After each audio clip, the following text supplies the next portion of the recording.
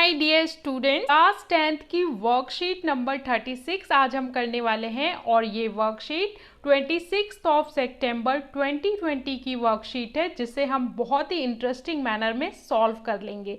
सारे क्वेश्चन के answer with explanation आपको प्रोवाइड करा दिए जाएंगे। यूरोप में राष्ट्रवाद के अलग अलग जो चरण हैं वो हम देख चुके हैं। आज हम पढ़ने वाले हैं इसमें कुछ नया टॉपिक कि कलाकारों की क्या भूमिका थी, महिलाओं की क्या भूमिका थी, संसद कैसे बनाई जाती है जर्मन में, ये सारी चीजें हम देखने वाले हैं। तो लेट्स गेट स्टार्टेड। राज्य की दृश्य कल्पना आप सारे लोग करते होंगे जिसे हम इमेजिनेशन कहते हैं। आप लोग भी इमेजिन करते होंगे कई बार आंखें बंद करके कि मैं यहाँ हूँ, मैं वहाँ हूँ। ऐसे ही जो हमारे कलाकार होते हैं, चाहे वो चित्रकार हो गए, चाहे वो कवि हो गए, वो बहुत ज़्यादा कल्पना करते हैं और वो अपनी कल्पना से किसी को भी स्वरूप दे देते हैं। जैसे आपने देखा होगा ना, जो कवि पोयम लिखते हैं, पोइट लिखते हैं, वो क्या कहते हैं, मेघ आए बन के ठन के सवर के। ये कविता आपने पढ़ी होगी। तो वो मेघों को भी इंसान की तरह कल्पना करते हैं, फूलों को भी इंसान की तरह कल्पना करते हैं। इसी तरह जो कलाकार थे उन्होंने राष्ट्रवाद को यानी देशभक्ति की भावना जगाने के लिए भी अपने कलाकार रूप का बहुत ज़्यादा इस्तेमाल किया। वो कैसे किया यहाँ पे बताया गया है। 18वीं एवं 19वीं शताब्दी में कलाकारों ने राष्ट्र को कुछ यूं चित्रित किया जैसे वह कोई व्यक्ति हो। कलाकारों ने क्या किया, जो चित्रकार थे उन्होंने देश को, राष्ट्र को एक इंसान के रूप में चित्रित करना प्रारंभ किया कि जो देश है वो एक व्यक्ति है, पुरुष है, महिला है, एक व्यक्ति के रूप में उसको चित्रित करना प्रारंभ किया। राष्ट्र को नारी भेष में प्रस्तुत किया गया और ज़्यादातर अगर आप देखेंगे तो अलग अलग कंट्रीज में देश को यानी राष्ट्र को महिला का स्वरूप दिया गया, एक महिला की मूर्ति के रूप में प्रदर्शित किया गया।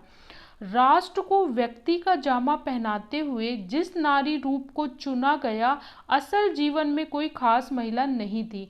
मतलब हम जिस माता की या जिस स्त्री की को देश के रूप में प्रदर्शित कर रहे थे, वास्तव में वो कोई नहीं है, बस उसको स्वरूप दिया। और किसने स्वरूप दिया? कलाकारों ने दिया। क्यों दिया? जिससे लोग कल्पना कर सके कि हमारा देश का ये स्वरूप है, हमारे देश की ये संस्कृति है। जैसे हम लोग बोलते हैं ना, भारत हमारी माता है, तो भारत माता कोई एक्चुअल में नहीं है, लेकिन उसको इसलिए माता कहा जाता है जिससे सब लोग कनेक्ट कर पाएं और सब लोग, पूरे भारत के लोग अपने आप को उसकी संतान समझ सकें। इसी तरह से यूरोप में भी ये चीज़ें हुई थी। ये तो राष्ट्र के अमूर्त विचार को ठोस रूप प्रदान करने का प्रयास था। यानी जो उनके विचार थे, जो वो कल्पना कर रहे थे कि हमारा देश होगा, हम आज़ाद होंगे, तो उसको एक मूर्ति का रूप, एक स्वरूप देने के लिए ऐसा किया जाता था। यानी नारी की छवि राष्ट्र का रूपक बन गई। जो एक स्त्री की छवि थी वो एक देश को रिप्रेजेंट करने लगी, ठीक है। और उसका फिर उन्होंने नामकरण भी किया। फ्रांस में उसे लोकप्रिय ईसाई नाम मरियाना दिया गया। यानी फ्रांस में जिसको उन्होंने एक स्वरूप दिया और कहा कि ये हमारे देश को रिप्रेजेंट करती है ये स्त्री, उसको नाम उन्होंने क्या दिया? मरियाना दिया, जिसने जन राष्ट्र के विचार को रेखांकित किया, यानी लोगों के जो विचार थे उसको प्रदर्शित किया। और ये चैप्टर जब स्टार्ट होता है तो सबसे पहले आपको एक इमेज दिखाई गई थी और उस इमेज से ही क्वेश्चन पूछे गए थे। तो वो इमेज क्या था? वो भी क्या था? कल्पना थी। एक कवि की, एक चित्रकार की एक कल्पना थी कि आज़ाद होगा तो कैसा होगा देश। इसी प्रकार जर्मेनिया जर्मन राष्ट्र का रूपक बन गई। जर्मेनिया क्या था? जो जर्मन राष्ट्र को एक स्त्री के रूप में रिप्रेजेंट किया, एक स्वरूप दिया, उसका नाम क्या रखा इन्होंने? जर्मेनिया रखा। आगे देख लेते हैं। अब बात आती है फ्रैंकफर्ट संसद। फ्रैंकफर्ट संसद के बारे में बहुत ज़्यादा इतिहास में बोला जाता है। तो फ्रैंकफर्ट संसद क्या थी? यहाँ पे आपको एक घटना दर्शाई हुई है, मैं पहले उसको पढ़ के बताती हूँ, फिर इसके बारे में हम डिस्कस करेंगे। जर्मन इलाकों में बड़ी संख्या में राजनीतिक संगठनों ने फ्रैंकफर्ट शहर में मिलकर एक सर्व जनरल नेशनल असेंबली के पक्ष में मतदान का फैसला किया। यानी जर्मन इलाके के राजनीतिक संगठन कौन थे? जो अलग अलग राजनीतिक संगठन थे उन सब ने मिलकर कलेक्ट हुए, कहाँ पे? फ्रैंकफर्ट शहर में इकट्ठा हुए और वहाँ पे जाके उन्होंने जो वहाँ की असेंबली थी वहाँ पे ये प्रयास किया कि हम लोग यहाँ पे मतदान करेंगे और मतदान जनता के आधार पर हम लोग मतदान करेंगे। मतलब एक तरह से लोकतंत्र को बनाने की कोशिश की जा रही थी। 18 मई 1848 को 831 निर्वाचित प्रतिनिधियों ने एक सजे धजे जुलूस में जाकर फ्रैंकफर्ट संसद में अपना स्थान ग्रहण किया। मतलब पहले उन्होंने खुद ही, जो राजनीतिक दल थे उन्होंने भाग लिया, उसमें से चुने हुए 831 प्रतिनिधि जो जनता के द्वारा चुने गए, जो राजनीतिक संगठनों ने डिसाइड किया कि हाँ इस पर्सन को चुना जाना चाहिए, वो सब एक जुलूस के साथ, सजे धजे जुलूस के साथ गए और वहाँ पे जाकर संसद में बैठ गए। यह संसद सेंट पॉल चर्च में आयोजित थी। चर्च का नाम क्या था? चर्च का नाम था सेंट पॉल, जहाँ पे ये संसद को बनाया गया था, आयोजित किया गया था। उन्होंने एक जर्मन राष्ट्र के लिए एक संविधान का प्रारूप तैयार किया। साथ में उन्होंने कहा कि इसके लिए एक संविधान होना चाहिए और संविधान का एक प्रारूप मतलब एक खाका तैयार किया कि संविधान के अंदर ये नियम कानून होने चाहिए। इस राष्ट्र की अध्यक्षता एक ऐसे राजा को सौंपी गई जिसे संसद के अधीन रहना था। मतलब बोला गया कि राजा तो रहेगा, राजा तो शासन करेगा, लेकिन जो राजा है वो भी संसद के अधीन होगा। मतलब ऐसा नहीं है कि राजा ने कोई फैसला दे दिया उसे संसद को मानना पड़े, वरन राजा को भी संसद का डिसीजन मानना पड़ेगा। राजा होगा लेकिन कानून किसका चलेगा? संसद का चलेगा। और संसद में कौन होंगे? संसद में लोगों के द्वारा चुने हुए प्रतिनिधि होंगे। जब प्रतिनिधियों ने प्रशा के राजा फ्रेडरिक विलम चतुर्थ को ताज पहनने का पेशवर की तो उन्होंने अस्वीकार कर उन राजाओं का साथ दिया जो निर्वाचित सभा में विरोधी थे। तो यहाँ पे जब जिस राजा को कहा गया कि आप ताज पहन लीजिए और आपको लेकिन संसद के अधीन रह के काम करना होगा, तो उन्होंने क्या किया? अस्वीकार कर दिया कि भाई मुझे राजा नहीं बनना, और जाके वो अपोज में बैठ गए कि कोई राजा क्यों चाहेगा कि वो अपनी सारी पावर संसद को दे दे? क्यों चाहेगा? जिसकी सत्ता चली आ रही है इतने समय से, वो क्यों चाहेगा आखिरकार? तो कुछ जो राजा इसके विरोध में थे कि ऐसा नहीं होना चाहिए, वो लोग अपोज में बैठे हुए थे। तो ये राजा भी जाके विरोधी दल में बैठ जाते हैं कि हम ये स्वीकार नहीं करेंगे। यहाँ कुलीन वर्ग और सेना का विरोध बढ़ गया। अब जो कुलीन वर्ग था, जो अमीर वर्ग था, इन और जो सेना था, सैनिक था, और जो राजा थे, उन लोगों का विरोध बढ़ गया। यही संसद का सामाजिक आधार कमजोर हो गया। तो संसद जो कल्पना की थी वहाँ पे ये क्या पड़ता है? कमजोर पड़ जाता है। संसद में मध्य वर्गों का प्रवाह अधिक था। उन्होंने मजदूरों और कारीगरों की मांग का विरोध किया जिससे वे उनका समर्थन खो बैठे। तो संसद में मध्य वर्ग का प्रभाव अधिक था। मध्य वर्ग यानी जो मध्य वर्ग, पढ़ा लिखा मिड वर्ग था, उसका प्रभाव ज्यादा था, जिन्होंने मजदूर और कारीगरों की मांगों का विरोध किया। तो यहाँ पे क्या हुआ कि यहाँ पे जो जनता थी वो भी दो भागों में बढ़ जाती है। एक मध्यम वर्ग, ठीक है, और मध्यम वर्ग का सपोर्ट था संसद को, लेकिन जो गरीब तबका था जिनके हकों की बात होनी चाहिए, उनका किसी ने सपोर्ट नहीं किया। इस मध्यम वर्ग ने भी उनके हक का सपोर्ट नहीं किया। तो ये जो गरीब वर्ग था ये पीछे हट जाता है, विरोध में खड़ा हो जाता है। अंत में सैनिकों को बुलाया गया और असेंबली भंग होने पर मजबूर हो गई। और जो ये परिकल्पना चल रही कि संसद गठित हो जाएगी और ये सारा जो चल रहा था, उसको सैनिकों को बुला के सब कुछ भंग कर दिया जाता है।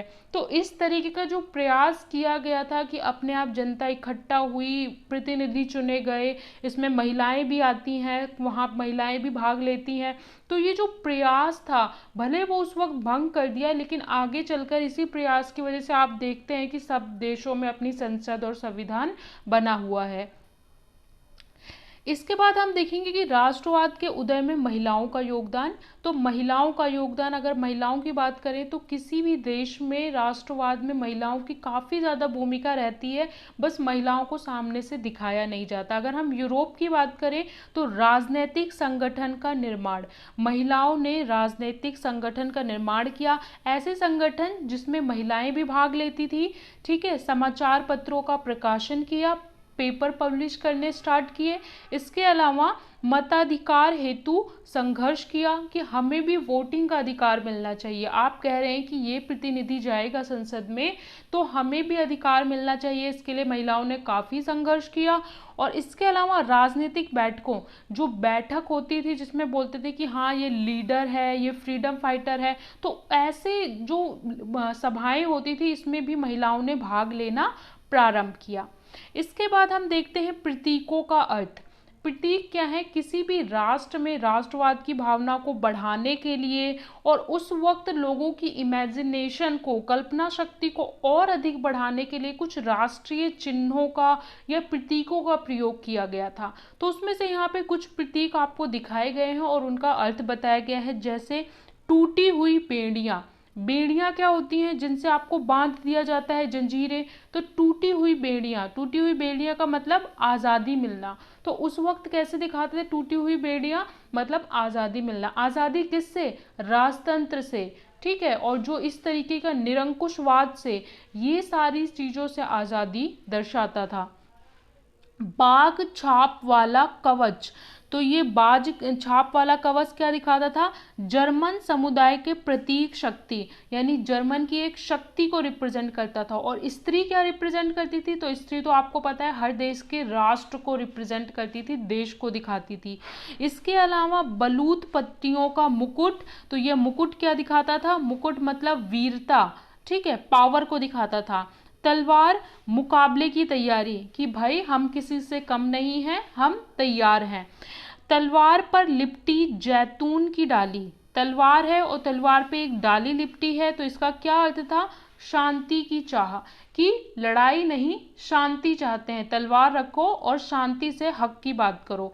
काला लाल सुनहरा तिरंगा, उदारवादी राष्ट्रवादियों का झंडा।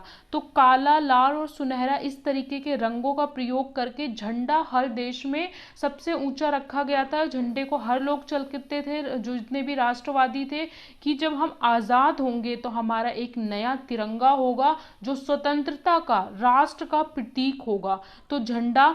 इसके अलावा उगते हुए सूरज की किरण, तो उगता हुआ सूरज क्या दिखाता है? एक नए युग की शुरुआत। नया युग कैसा? जहाँ पे जनता के लिए, हक के लिए कानून होंगे, नियम होंगे, लोकतंत्र होगा। तो उगता हुआ सूरज से इसे प्रदर्शित किया जाता था। तो ये छोटा सा इंटरेस्टिंग था, पार्ट था। ये आपका जो चैप्टर एंड होने की तरफ है, तो उसमें से थोड़ी सी चीज़ें आपको दी हैं, तो बहुत इंपॉर्टेंट है। आप क्वेश्चन आंसर देख लेते हैं। 4 क्वेश्चन पूछे हैं आपसे। राष्ट्रवाद के उदय में दृश्य का योगदान पर चर्चा कीजिए, यानी कि जो दृश्य रूपक थे, दृश्य के लिए दिखाए जाते थे, मतलब जो इमेजिन करके बनाए जाते थे दृश्य रूपक, उनका क्या महत्व था। नंबर 2, राष्ट्रवाद के उदय में महिलाओं का योगदान आपको बताना है। नंबर 3 प्रश्न है, फ्रैंकफर्ट संसद पर आपको महत्व पर चर्चा डालनी है कि इसका क्या महत्व था। और 4th क्वेश्चन है, विभिन्न प्रतीक चिन्हों के महत्व को लिखिए। तो सॉल्यूशन की ओर चलते हैं। पहले प्रश्न में बोला है कि राष्ट्रवाद के उदय में दृश्य रूपकों के योगदान पर चर्चा कीजिए। तो दृश्य रूपक क्या है? जो किसी महिला को या किसी जो राष्ट्र है, राष्ट्र को व्यक्ति के रूप में प्रदर्शित करना ही दृश्य रूपकों के रूप में प्रदर्शित करना था, जो कलाकार करते थे। तो उसके महत्व को लिखना है, तो आप लिखेंगे 18वीं तथा 19वीं सदी में कलाकारों ने राष्ट्र को व्यक्ति के रूप में चित्रित करना प्रारंभ किया, जिससे राष्ट्र के अमूर्त विचार को ठोस रूप प्रदान करने का प्रयास किया गया था। कि जो राष्ट्र है उसको एक शकल देने की, एक स्वरूप देने की कोशिश की गई थी।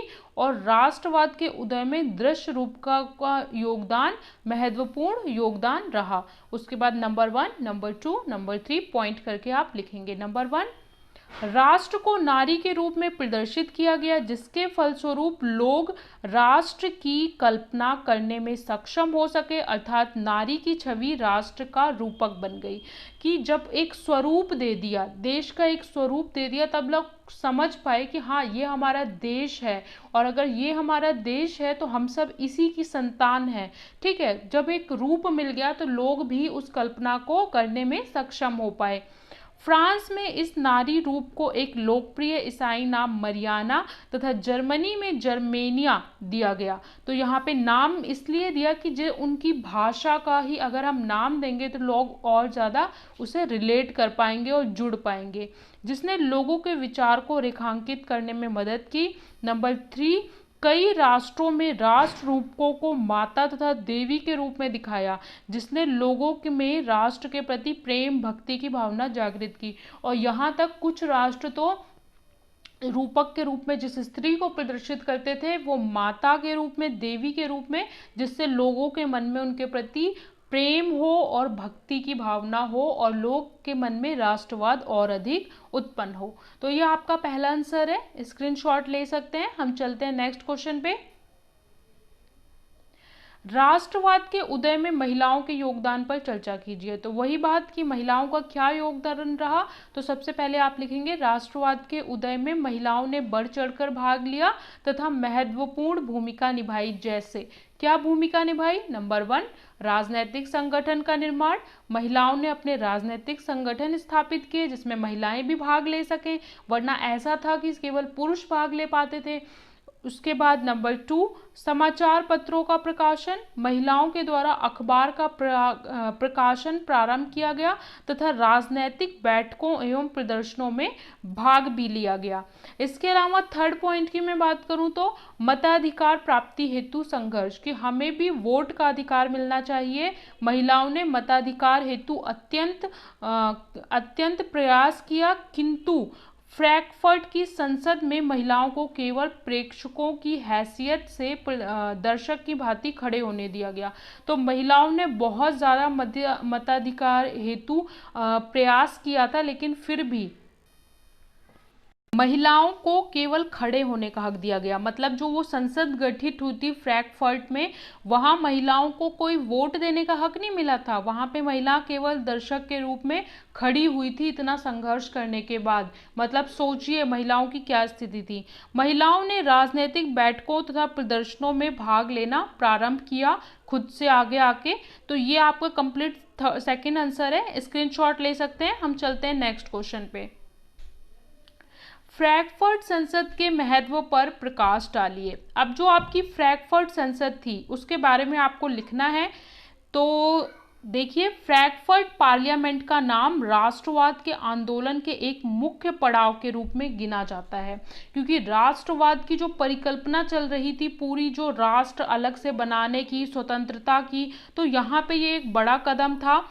जर्मनी में मध्यम वर्गीय लोगों के राजनीतिक संगठनों के सदस्यों ने मिलकर एक सकल जर्मन असेंबली के लिए वोट किया था, जिसमें 18 मई, डेट आपको याद रखनी है, 18 मई 1848 को 831 चुने प्रतिनिधियों का जुलूस सेंट पॉल के चर्च में आयोजित फ्रैंकफर्ट पार्लियामेंट की ओर चल पड़ा था। उस पार्लियामेंट में जर्मन राष्ट्र का एक संविधान बनाया गया। उस संविधान के अनुसार प्रूसिया के राजा फ्रेडरिक विलेम को जर्मनी का शासन सौंपने का पेशकश की गई, लेकिन उसने अनुरोध ठुकरा दिया, मतलब मना कर दिया कि हम नहीं बनना चाहते, और उस चुनी हुई संसद का विरोध करने के लिए राजाओं से हाथ मिला लिया। तो इसके बारे में आपको थोड़ा सा लिखना है। तो ये आपका हो गया आंसर नंबर 3। इसके बाद चलते हैं हम नेक्स्ट आंसर पे। विभिन्न प्रतीक चिन्हों के महत्व को लिखिए। जो प्रतीक चिन्ह हैं उनका क्या महत्व है? राष्ट्रवाद की भावनाओं को और अधिक मजबूत करने तथा राष्ट्र के महत्व को समझने के लिए यूरोप में विभिन्न प्रतीक चिन्हों का प्रयोग किया गया, जिनके कुछ उदाहरण हैं। ठीक है, तो पहले आपने राष्ट्र के जो प्रतीक चिन्ह हैं उनके बारे में 2 लाइन बता दी। उसके बाद उदाहरण, टूटी हुई बेड़ियां क्या दिखाती हैं? आज़ादी मिलना। और ये आप एक एक करके दिखा दोगे जो हमने अभी डिस्कस किए थे कि तलवार क्या दिखाता है, मुकाबले की तैयारी, ठीक है। बाज वाला कवच क्या दिखाता है, जर्मन समुदाय के प्रतीक शक्ति। काला लाल सुनहरा तिरंगा ये क्या दिखाता है, उदारवादी राष्ट्रवादियों का झंडा। उगते हुए सूरज यानी नए युग की शुरुआत। तो ये आपका हो जाएगा। इसमें से ज़रूरी नहीं आप सारे लिखें, लेकिन कुछ 3 या 4 आपको याद होने चाहिए जिसे आप लिख सकते हैं। तो ये आपका 4th आंसर हो गया। यहाँ पे हमने वर्कशीट नंबर 36 सोशल स्टडी की सॉल्व कर ली है।